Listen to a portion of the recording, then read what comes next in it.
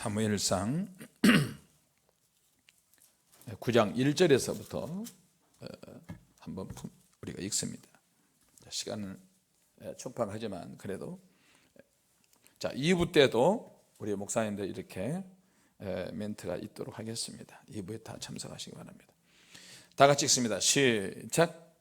베냐민 지파에 기스라 이름하는 유력한 사람이 있으니 그는 아비엘의 아들이요 스롤의 손자요 베고라스의 증손이요 아비의 현손이라.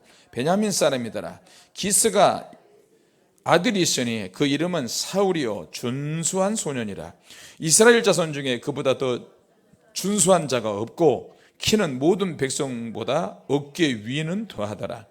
사울의 아비 기스가 암나기들을 잃고 그 아들 사울에게 이르되 너는 한 사환을 데리고 일어나 가서 암나기를 찾으라 하며 그가 에브라임 산지와 살리사 땅으로 두루다니되 찾지 못하고 사알림 땅으로 두루다니되 없고 베냐민 사람의 땅으로 두루다니되 찾지 못하니라.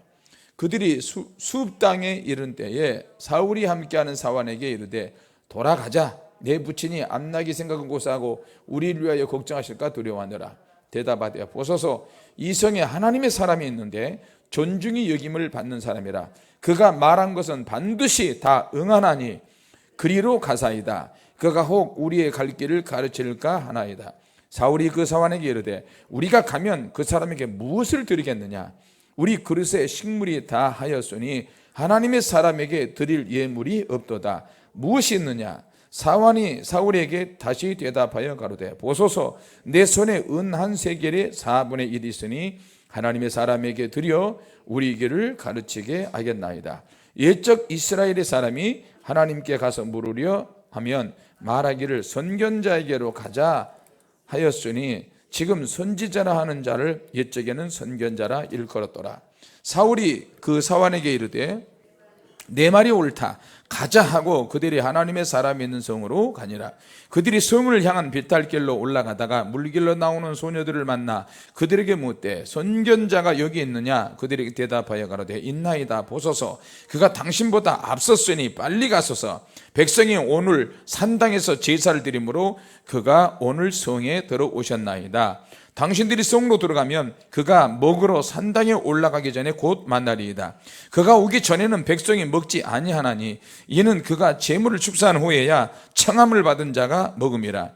그러므로 지금 올라가소서 금시로 만나리이다 하는지라. 그들이 성읍으로 올라가서 그리로 들어갈 때 사무엘이 마침 산당으로 올라가려고 마주 나오더라. 사울이 오기 전날에 여호와께서 사무엘에게 알리게 하여 가라사대 내일 이맘때 내가 베냐민 땅에서 한 사람을 내게 보내리니 너는 그에게 기름을 부어 내 백성 이스라엘의 지도자를 삼으라. 그가 내 백성을 블레셋 사람의 손에서 구원하리라. 내 백성의 부르짖음이 내게 상달하였으므로 내가 그들을 돌아보았노라 하시더니 사무엘이 사울을 볼 때에 여호와께서 그에게 이르시되 보라 이는 내가 내게 말한 사람이니 이가 내 백성을 통할하리라 하셨느니라. 사울이 성문 가운데 사무엘에게 나아가 가로되 선견자의 집이 어딘지 청컨대 내게 가르치소서. 사무엘이 사울에게 대답하여 가로되 내가 선견자니라. 너는 내 앞서 산당으로 올라가라. 너희가 오늘날 나와 함께 먹을 것이요 아침에는 내가 너를 보내겠네. 내 마음에 있는 것을 다 내게 말하리라. 사울 전에 이런 내 암나기들을 염려하지 말라. 찾았느니라. 온 이스라엘에 사모하는 자가 누구냐. 너와 네 아비의 온 집이 아니냐. 사울이 대답하여 가로되 나는 이스라엘의 지파의 가장 작은 지파 베냐민 사람이 아니오며 나의 가족은 베냐민 지파 모든 가족 중에 가장 미약하지 아니하니까 당신이 어찌하여 내게 이같이 말씀하시나이까. 사무엘이 사울과 그 사환을 인도하여 객실로 들어가서 청한 자 중에 수석에 앉게 하였는데 객은 30명 가량이었더라. 사무엘이 요리인에게 이르되 내가 내게 주며 내게 두라고 말한 그 부분을 가져오라. 요리인이 넓적다리와 그것에 붙은 것을 가져다가 사울 앞에 놓는지라. 사무엘이 가로되 보라 이는 두었던 것이니 네 앞에 놓고 먹으라. 내가 백성을 청할 때부터 너를 위하여 이것을 두어서 이 때를 기다리게 하였느니라. 그날에 사울이 사무엘과 함께 먹으니라. 그들이 산당에서 내려 성에 들어가서는 사무엘이 사울과 함께 지붕에서 담화하고 그들이 일찍이 일어날새 동틀 때쯤이라 사무엘이 지붕에서 사울을 불러 가로되 일어나라 내가 너를 보내리라 하매 사울이 일어나고 그 두 사람이 사울과 사무엘이 함께 밖으로 나가서 성읍 끝에 이르매 사무엘이 사울에게 이르되 사완으로 우리를 앞서게 하라. 사완이 앞섬에 또 가르되 너는 이제 잠깐 서 있으라. 내가 하나님의 말씀을 내게 들리리라. 아멘. 할렐루야. 아멘.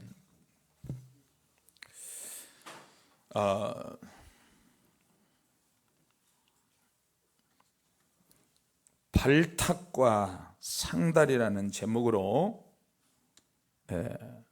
은혜를 받습니다. 운동선수가 경기에 나가서 자기 분야에 맞게 운동을 열심히 합니다. 운동선수는 반드시 내가 이겨야 한다 그런 마음을 가지고 열심히 운동을 합니다. 축구든 농구든. 그런데 본인이 이기려고 열심히 노력을 하는데 결국에는 열심히 하든 안 하든 모든 선수가 잘하든 못하든 간에 시간이 지나면 그 경기에서는 반드시 이겼는지 졌는지 승패가 나는 것입니다. 우리가 하나님의 일을 하기 위해서 이기기를 다투는 자마다 모든 일에 절제한다. 생활을 위해서 사는 사람, 사명을 위해서 사는 사람, 어떤 목적을 가지고 사는 사람 다 나름대로의 자기 나름의 삶을 살고 있습니다. 내가 원하는 대로, 내가 하고 싶은 대로, 주님이 이끄신 대로 다 나름대로 의미를 부여하며 목적과 목표를 가지고 그렇게 열심히 살았습니다. 그런데 거기 나중에 인생의 종착역에 다다르게 되면 이제 승패가 결정이 되는 것입니다. 가장 중요한 것은 내 인생의 초반기, 중반기, 장년기, 노년기에 내가 어떤 싸움을 하고 어떤 경기를 했는지 중간 평가가 가능합니다. 분별할 수 있고 깨달을 수 있습니다. 아까 여러분 시작 기도할 때 그런 얘기했죠. 목회자가 되어서 생각이 깊지 못하면, 목회자가 생각이 깊지 못하면 가정이 고달퍼집니다. 이것이 목회에 나타나서 목회자가 생각이 짧으면 성도들의 삶이 고달퍼집니다. 목회자가 판단력이 흐려지면 그 목회가 어떻게 되겠습니까? 많은 사람을 우왕좌왕하게 만들어버립니다. 목회자가 상황 판단을 제대로 하지 않으면 이때는 내가 나가야 되겠다, 이때는 내가 기도해야 되겠다, 이때는 내가 엎드려야 되겠다, 이때는 내가 전도 훈련시켜야 되겠다, 이때는 이렇게 해야 되겠다, 저렇게 해야 되겠다, 이 상황 인식이 되지 않으면 오판하게 되는 것입니다. 여러분, 전쟁에서 오판하게 되면 그 나라가 전쟁에 지게 되면 포로로 끌려가게 되는 것입니다. 운동선수가 운동하다가 내가 아무리 지금 이기는 분위기라 할지라도 상황 인식을 잘못하거나 오판하면 자기 팀을 실패하게 만들고 패배하게 만듭니다. 가정도 역시 마찬가지일 것입니다. 우리가 가정에 다 생활하기 위해서 열심히 사는데 생활 중심의 패턴, 생활 중심의 먹고 입고 마시는 것은 다 이방인이 하는 거라고 주님이 말씀하셨습니다. 주님은 그러면 어떻게 해요? 사명 중심으로 바뀌어야 생활을 책임져 주십니다. 할렐루야. 그렇기 때문에 수많은 목회자들이 사명을 받았지만 생활 중심으로 가버릴 때 생활의 염려 때문에 가시밭이 되는 겁니다. 돌짝밭, 가시밭, 길가 이렇게 돼버리는 것입니다. 말씀을 아무리 듣고 기쁨으로 받지만 열매로 착하고 충성된 열매가 되기 위해서는 어떻게 될까요? 생활 중심으로 가면 염려가 많게 되는 것입니다. 무엇을 먹을까? 무엇을 마실까? 무엇을 입을까? 염려하지 마라. 이건 다 이방인이 하는 것이라. 너희는 먹든지 마시든지 무엇을 하든지 하나님의 영광을 위해서 하라. 동기가 있다는 것입니다. 하나님의 영광을 위해서 삽시다. 힘들어도 기도합시다. 힘들어서 가정 예배 드립시다. 힘들어도 애들 가지고 같이 교회도 나오고 철야도 하고. 내일은 쉬는 날이니까 우리 마음껏 기도합시다. 오늘 같은 날 기도 안 하면 어떻게 하겠습니까? 매일매일 돌아오면 매일매일 삶이지만 내일을 쉬면 오늘 가서 그냥 철야하고 부르짖고 기도하고 오늘 마음껏 기도합시다. 저희 가정은 좀 그랬던 것 같아요. 제가 좀 너무 성품이 강한데, 이 강한 것은 실수도 많이 하는데, 실수 많이 하다가도 결정적일 때, 아까 아들 목사한 것처럼 결정적일 때 제대로 된 순종 한 번 하면 100번 불순종 같이 다 커버가 되는 거예요. 1000번 연단 받은 것이 한 번 하나님의 응답을 받아버리면 다 해결돼 버리는 거예요. 할렐루야. 근데 단 한 번 해결되는 응답을 어떻게 받아낼 수 있을까요? 그거는 생활 속에서 기도, 예배, 하나님 중심, 영적 중심이에요. 이번에 목사임직 받는 거 우리 아들, 딸, 사모님이 전혀 준비가 안 됐었어요. 근데 저는 항상 준비합니다. 나는 항상 준비를 해요. 내가 만나는 사람이 어떤 준비를 하지 못했다 할지라도 또 다른 누군가는 준비하는 사람이 있다. 하나님은 준비한 사람을 쓰신다.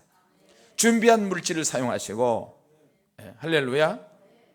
자, 그래서 여러분, 어제 그런 설교를 했죠. 어제인가 그제인가요? 어느 날 갑자기가 있어요. 어느 날 갑자기. 내가 늘 설교해요. 어느 날 갑자기 천사 3명이 아브람 장막에 찾아왔어요. 어느 날 갑자기.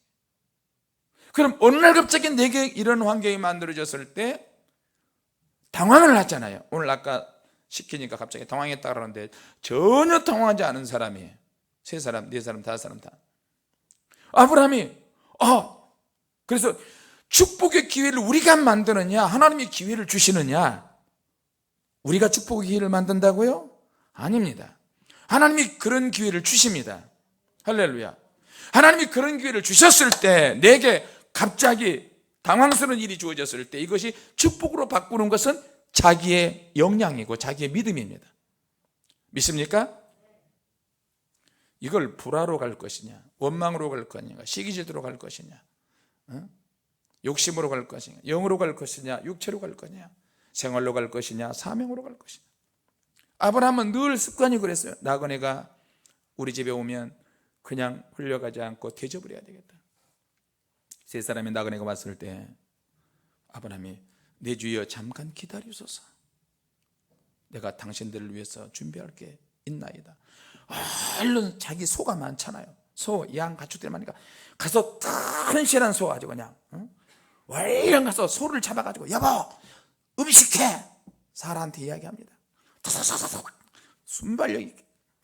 칭찬하려고 그런 것은 아닌데, 제가 전도사 때 발냄새가 풀풀 나는 전사님들, 혼자 사는 전사님들, 결혼 못해서 시커먼 전사님들, 나는 신혼인데 결혼하고 신학대학교 들어갔는데 제가 이 마음에 좀 그런 마음이 좀 있었던 것 같아요. 어렸을 때부터 동기 전사님들을 보면 너무 불쌍해. 강원종 선교사님, 정현돌 목사님, 그때는 막 화장지 영등포에서 니아까에다 화장지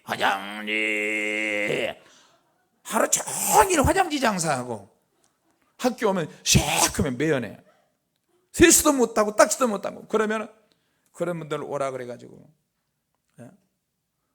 우리 1시간 2시간 끝날 때 잠깐 타임 있을 때 컵라면 사주고 뭐 사주고 그리고 낮에 또 쉬는 날 있으면 우리 집으로 오라 그러죠. 사모님은 직장 나가는데 국회 다니는데, 사모님 우리 동기 전사님들이 왔는데 어떻게 내가 뭘 해야 될지 모르겠네, 어떻게 해야 되지, 돈도 없는데.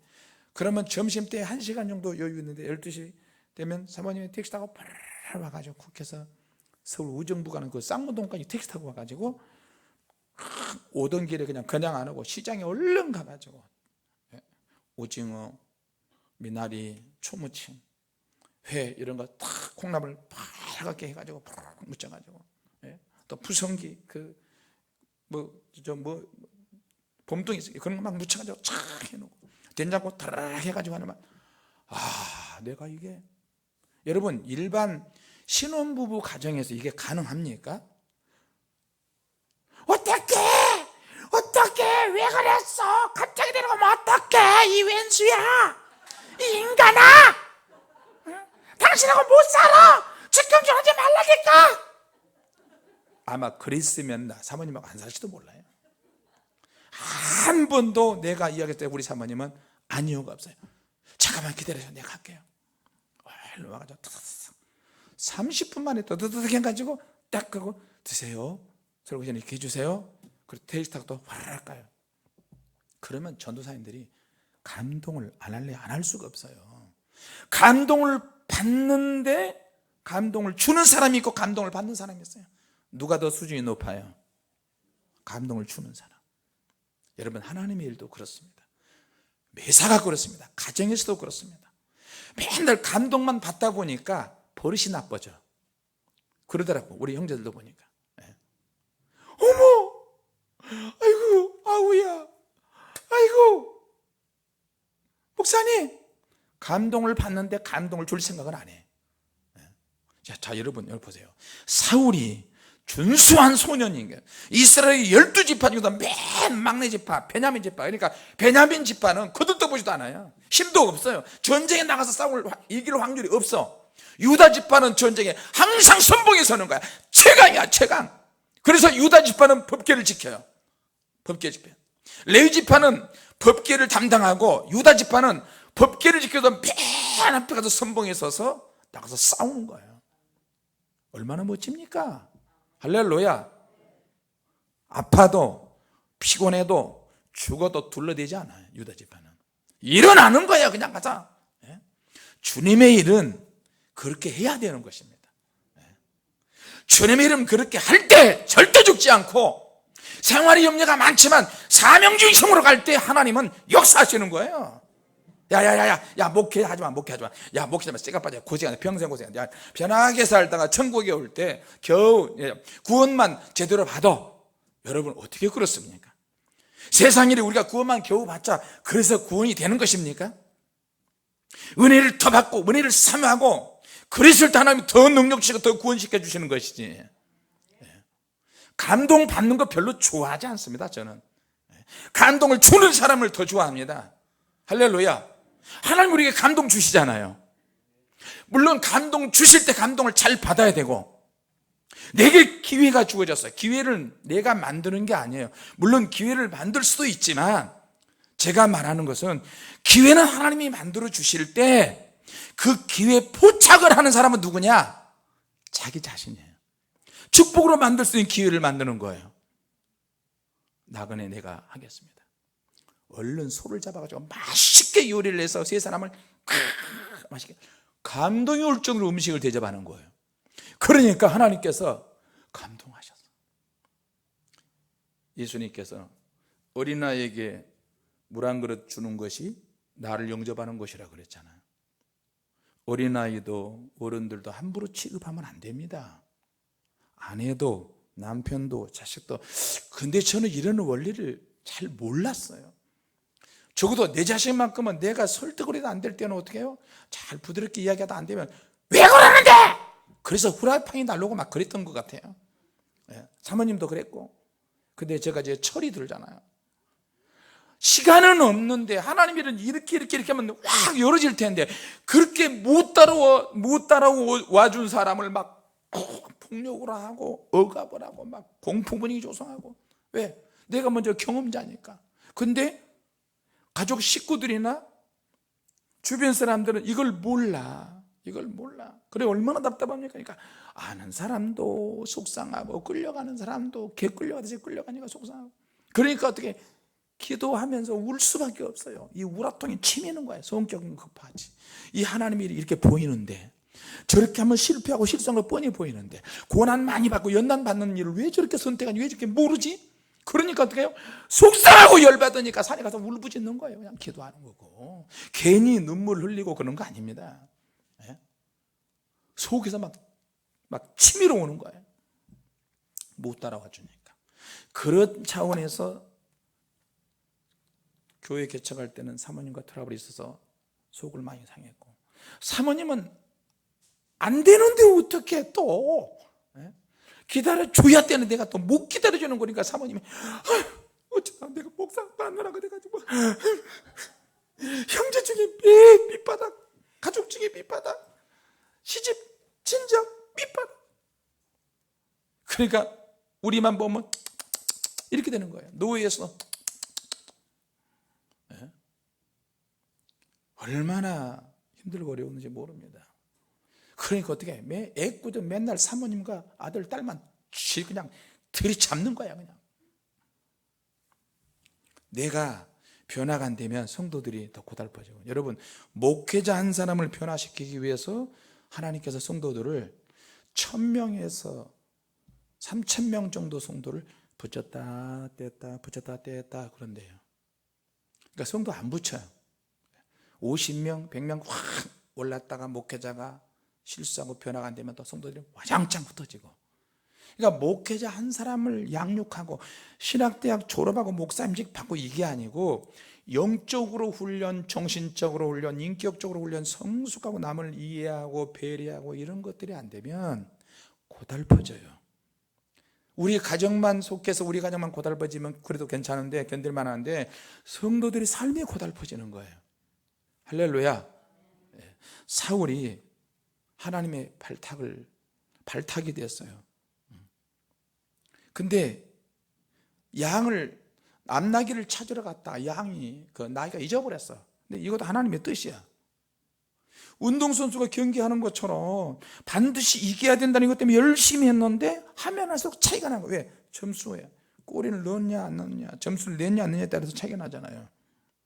각자 유리하게 이끌면서 결정적인 순간에 득점을 해서 이기는 것처럼 보이지만, 선수가 보는 시야가 있고 감독이 보는 시야가 있어요.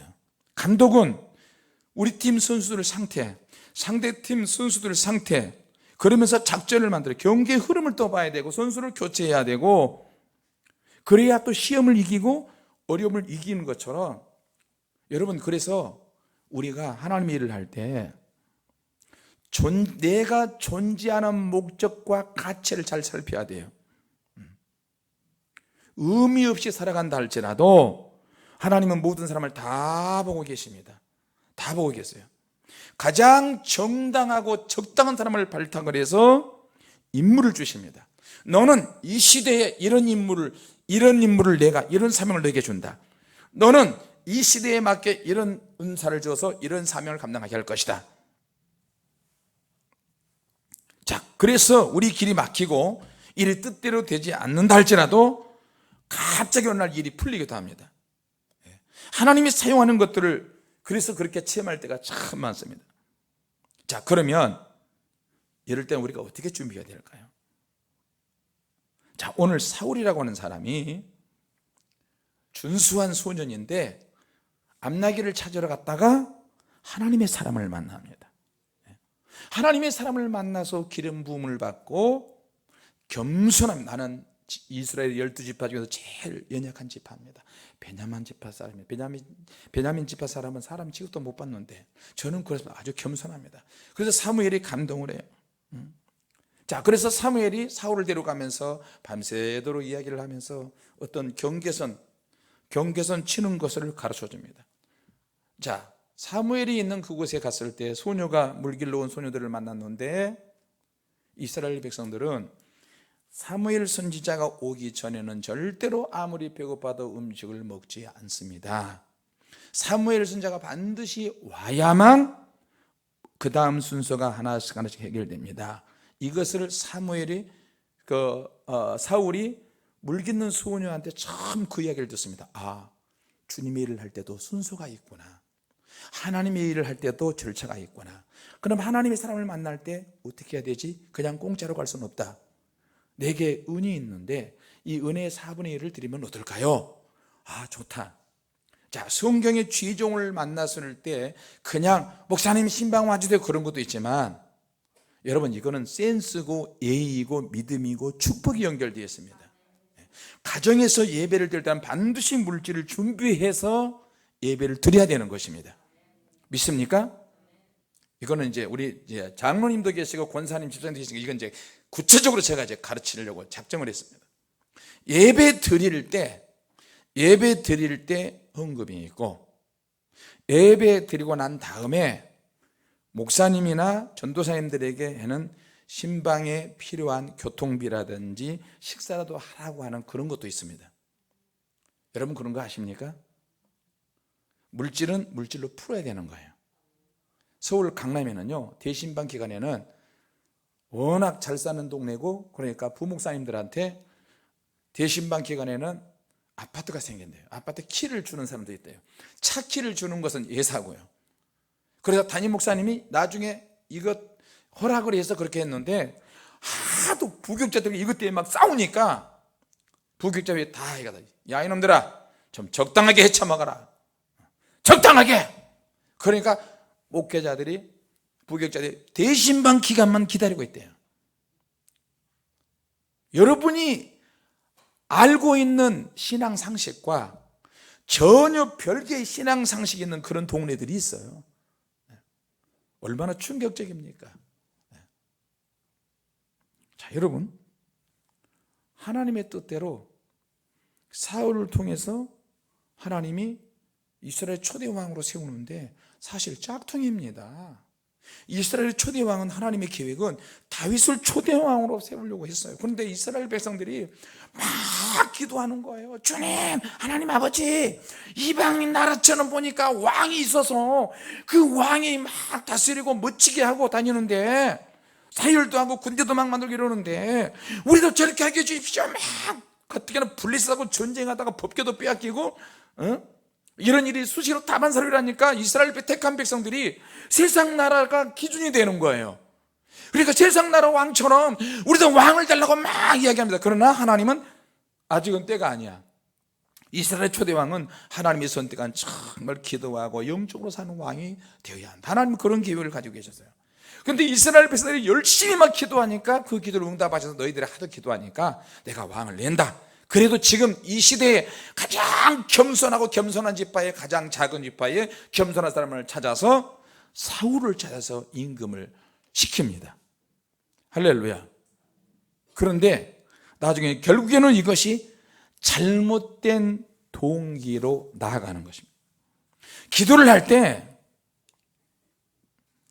은혜스러운 기도응답도 있고요, 기도를 열심히 하지만 나중에 결과가 잘못된 기도응답도 있습니다. 사울 같은 경우가 그렇습니다.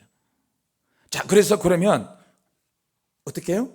기도가 얼마나 무섭냐면, 잘못된 동기라 할지라도 기도를 하면 응답이 된다는 것입니다.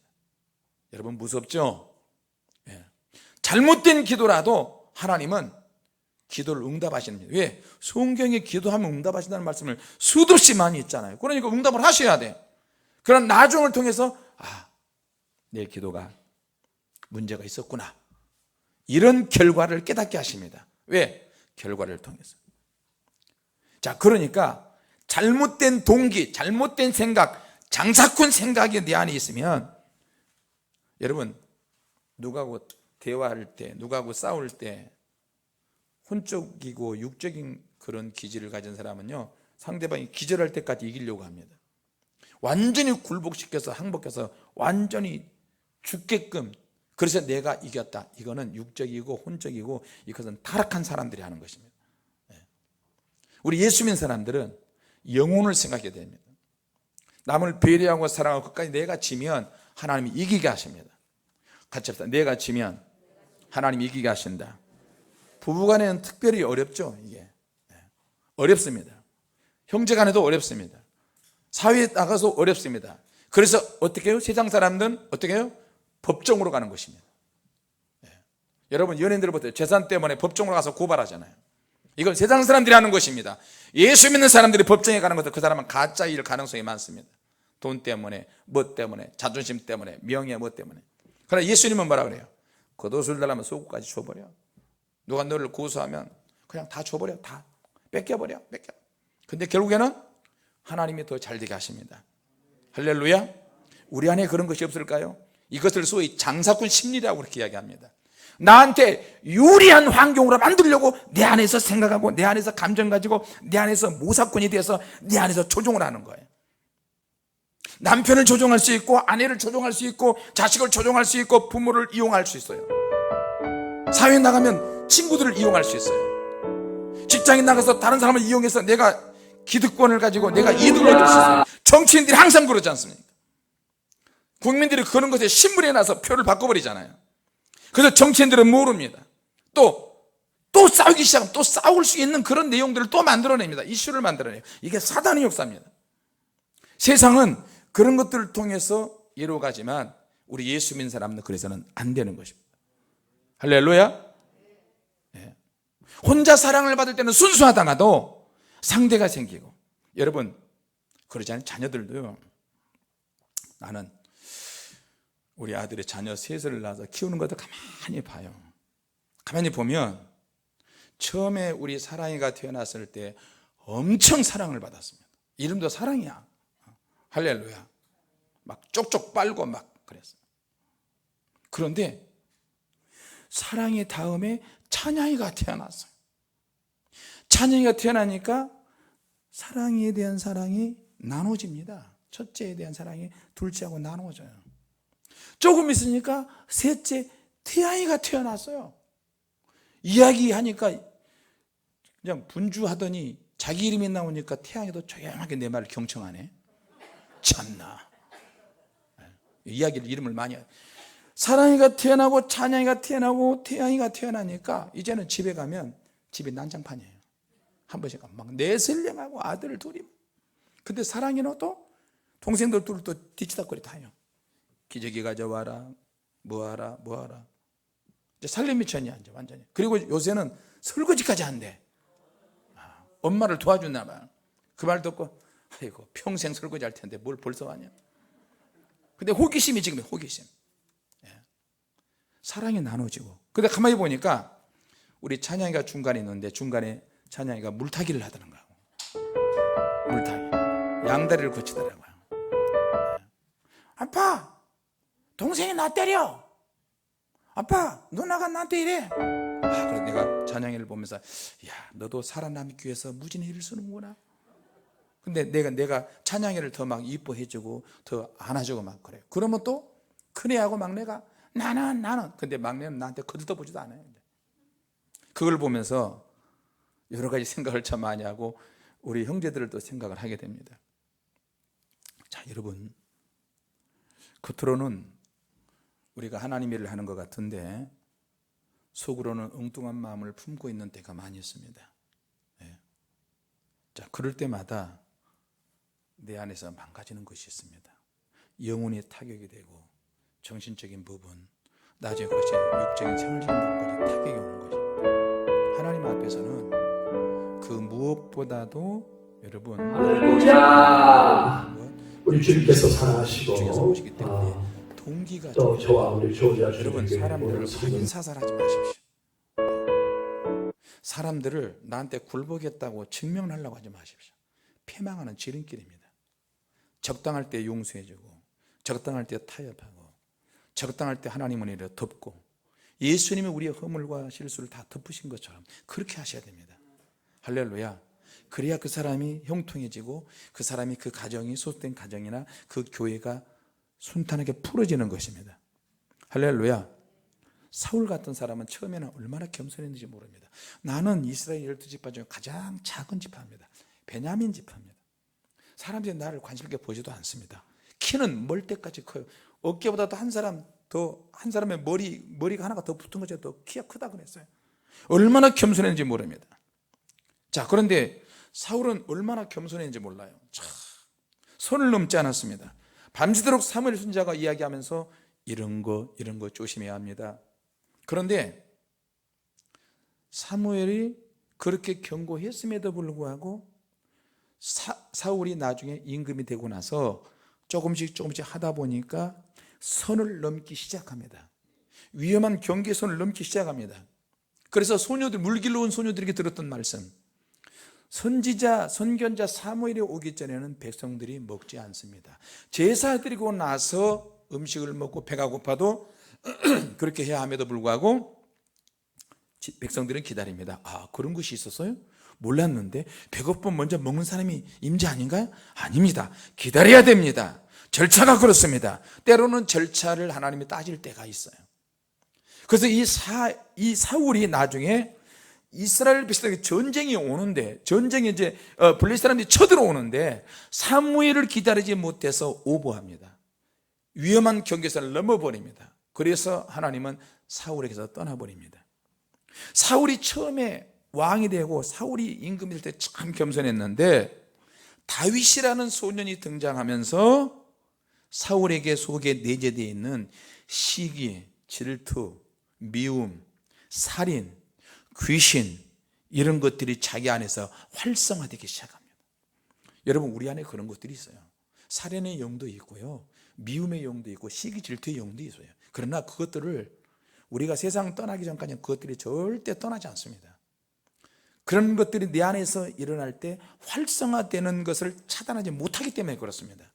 같이 합시다. 하나님의 능력으로 차단해야 한다. 내 영이 내 혼에게 명령해야 되는 거예요. 내 영이 내 육체에게 명령해야 되는 거예요. 내 안에서 왜 시기가 있지? 내 안에서 왜 죽이려고 하지? 내 안에서 왜 미워하지?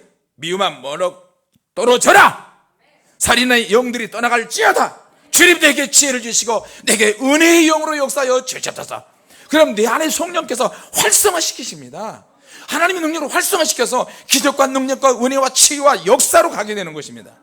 예. 다윗이 나타나니까 사울에게 있는 그런 것이 활성화되기 시작했어요. 저놈, 내 왕자 뺏을 놈이야. 저놈 골리앗 때려 죽였다고? 내 딸 뺏어갔어. 저놈 죽여야 되겠다. 순간순간 이렇게 귀신이 막 충동이랄 때마다 창을 잡아서 다윗을 던지고, 다윗은 도망가고, 순간 또 귀신이 또 충동이라 악신이 들려서 막 소리를 지르고, 또 갑자기 다윗을 용서했다가 쫓아갔다가, 다윗이 사울의 옷을 잠자고 있는데 사울의 옷을 싹 칼로 뱉잖아요. 죽일 수 있는데 안 죽였단 말이에요.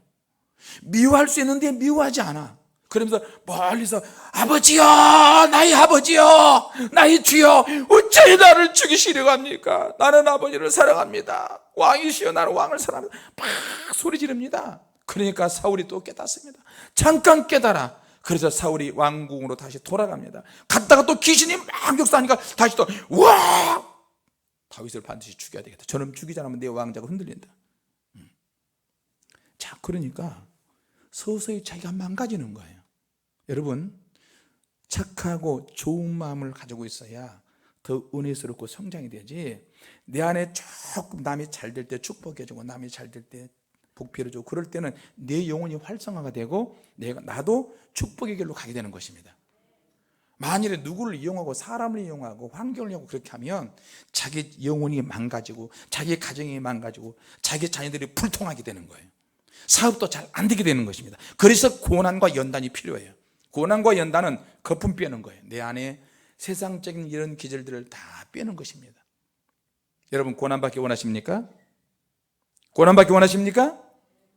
아니요 해야지.